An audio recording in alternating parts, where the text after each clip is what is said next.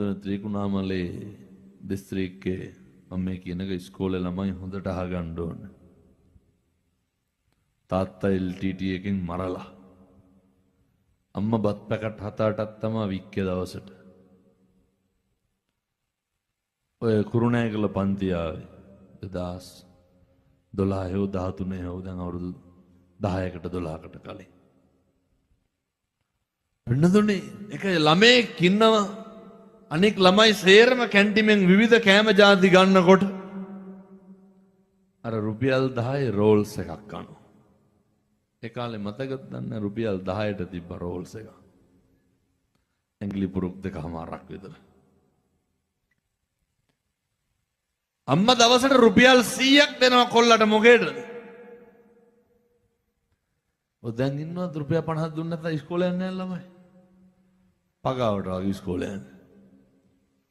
කොල්ලට රුපියල් 100යි දෙන්නේ. සල්ලි නෑ ඒ කාලේ ඉතින් 100ක් කියන්නේ ඉතින්. බත්තයක් කන්න පුළුවන්. ඒ රුපියල් 100න් රුපියල් 10යි වියදම් කරන්නේ දවල් කෑමට.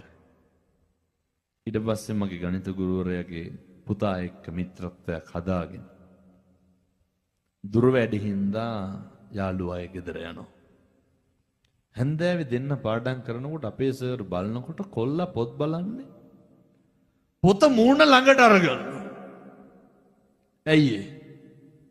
මම මේ කියන්නේ දැන් මේ පැටවුන්ට මොනවාද තියෙන අඩුපාඩු? මොනවාද තියෙන ගැටලු? පොත බලන්නේ මූණ ළඟට අරගෙන. සර් ඇහුවලු ඇයි පුතේ?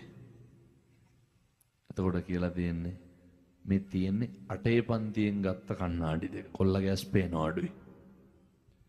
කණ්ණාඩි දෙක අවුරුදු දෙකකට සැරයක්වත් මාරු කරන්න එපේ.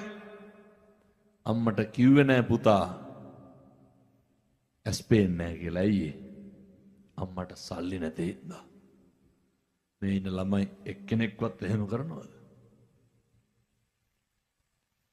පුංචි අඩුපාඩු හරි පුතේ දරා ගන්න පුරුදු වෙන්න. දරා ගන්න. අපේ අම්මා තාත්තා හරි දුප්පත් ඇති.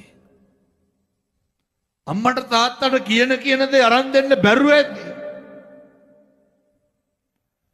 අර තරුණයා විභාගෙ ලියනවා. විභාගෙ ලියලා ඉවරලා පෙන්නතුණු යනවා අපේ යාළුවෝ ගුරුවරු සේරම ගෝමරන් කඩවල ගෙදරට. ත්‍රිකුණාමලේ පැත්තේ. යනකොට පින්නතුණු බිත්ති නෑලු පොල්ලතු පැලැල්ල බිමටලු.